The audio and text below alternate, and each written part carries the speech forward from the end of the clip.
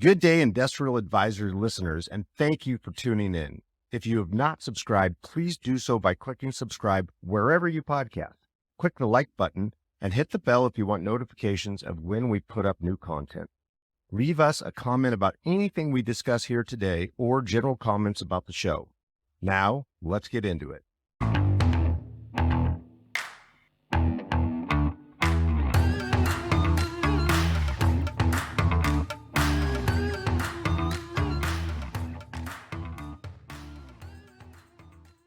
Welcome to our Industrial Advisors podcast. We have Bill Condon and Matt McGregor and our special guest, Kyle Bach, here with us today. We're going to do a 5-minute Friday on IOS. So for those of you that don't know what that means or what that stands for, it's Industrial Outdoor Storage, which is a very trending topic in our industry. So Matt, what are you thinking on iOS sites? Well, it is. I mean, everybody's talking about it. You hear it out there. I certainly understand why it's right now, why it's of interest. Certainly, so first of all, for those of you who don't know, we used to call it yard space. Now it's got a fancy acronym. And there's funds just chasing that, right? Yep. And aggressively. I would say, the positive side of it, and for the listener that don't know, it's typically yard space close to the ports. It's Infill, yeah.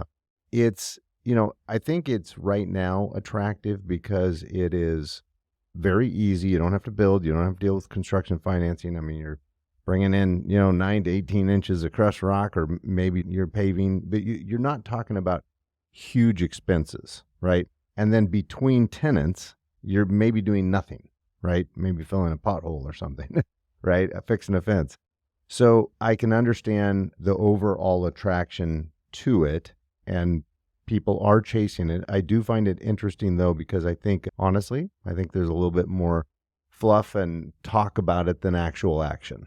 That's what I feel. But we brought in the expert. Yeah, Kyle, you getting a lot of calls on iOS sites from different funds, and also talk tenant activity too. Yeah, I mean, I definitely see the interest from funds. I talk to multiple investors, probably a couple times a month about it. Just one group's wanting to buy sites. So, for us as brokers, are we seeing any off-market deals we can present to them? So the money's there and the funds still want to buy it.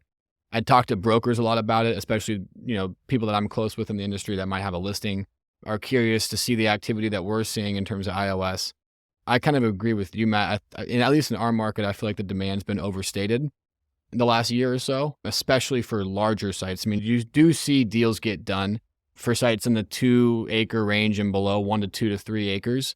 But as you get into bigger sites, obviously in our market, large sites have been leased, but I think where you see a lot of the vacancy and a lot of the sites that have been sitting recently are the 5, 6, 7 acre sites, especially as institutional groups start to push rates on those. They just become really, really expensive and hard to pencil for, groups that are using it for parking trucks or equipment or things like that. So to summarize that, I think, demand's been overstated a little bit, but it's interesting because it hasn't changed the interest from funds wanting to go and buy more. Yeah. I mean, certainly there's a lot of it, different funds that are targeting iOS sites. Developers love iOS sites, right? Because they can go sit on it with some income. Yeah. Let's say there's a 5-year lease in place, right? They can go ride that lease out for 5 years, then go develop the property. I think that's what really started getting this thing going was like, hey, let's go look at these opportunities where we can have a lease on this for 2, 3, 4, 5 years and then build a building on it down the road with some real upside. Those make sense. There's no question. And most of them that I've seen in my career have never been developed because they're so lucrative. Correct. As, for what they are. Yeah. And easy to maintain vacancy. But I'll say the ones that I think are challenged are the ones that can never be developed, right? Those small pieces of land, those long strips or something that are not conducive of a truck court and things like that are always going to be an iOS site. Those are a little bit more challenged because I feel like the inventory and the vacancy is sitting, right?